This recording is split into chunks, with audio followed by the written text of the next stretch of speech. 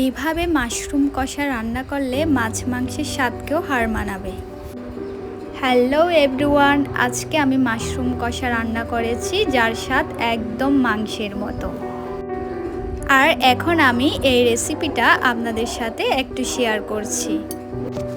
এর জন্য প্রথমে আমি নিয়ে নিলাম মাশরুম, আর এগুলোকে আমি খুব সুন্দরভাবে ধুয়ে নিলাম। তারপর আমি মাশরুমগুলোকে ছোট ছোট পিস পিস করে টুকরো করে নিলাম।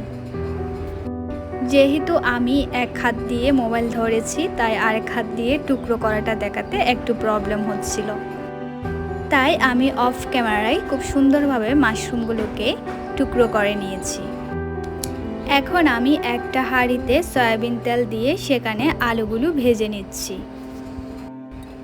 আলুগুলোর উপর আমি হালকা একটু হলুদ গুঁড়ো আর একটু লবণও দিয়েছি।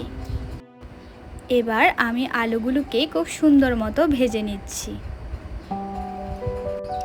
যখন মাংস খেতে ইচ্ছে করবে বাট মাংসের কাটাকুটির ঝামেলায় যেতে ইচ্ছে হয় না, তখন কিন্তু আপনারা মাশরুম থাকলে এভাবে রান্না করে খেতে পারেন। এখন আমি এখানে দিয়ে দিয়েছি রসুন বাটা আর পেঁয়াজ বাটা, সাথে অল্প পেঁয়াজ কুচি।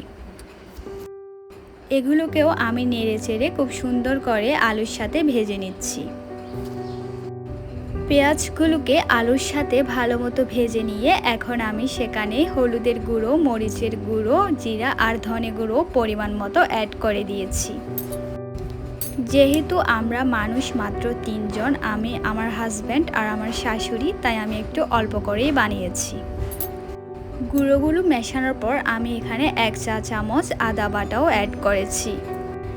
এরপর আমি খুব ভালো মতো একটু নেড়ে চেড়ে কষিয়ে নিয়ে এখানে টমেটো কুচিও অ্যাড করেছি।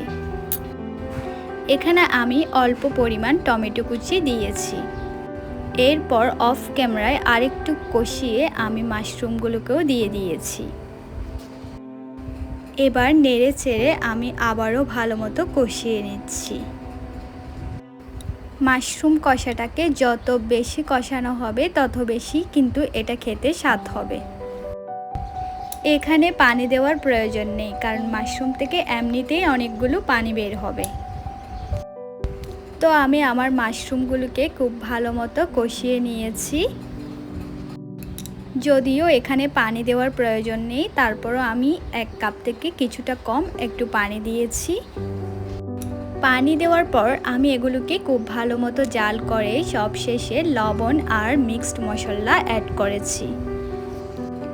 মিক্সড মশলায় দারুচিনি, এলাচ, লবঙ্গ এরকম কয়েকটা মশলার একসাথে গুঁড়া করা ছিল, যেটা আমরা বাসায় করেছি। এই মিক্সড মশলা বাসায় না থাকলে আপনারা শুধু দারুচিনির গুঁড়াও দিতে পারেন।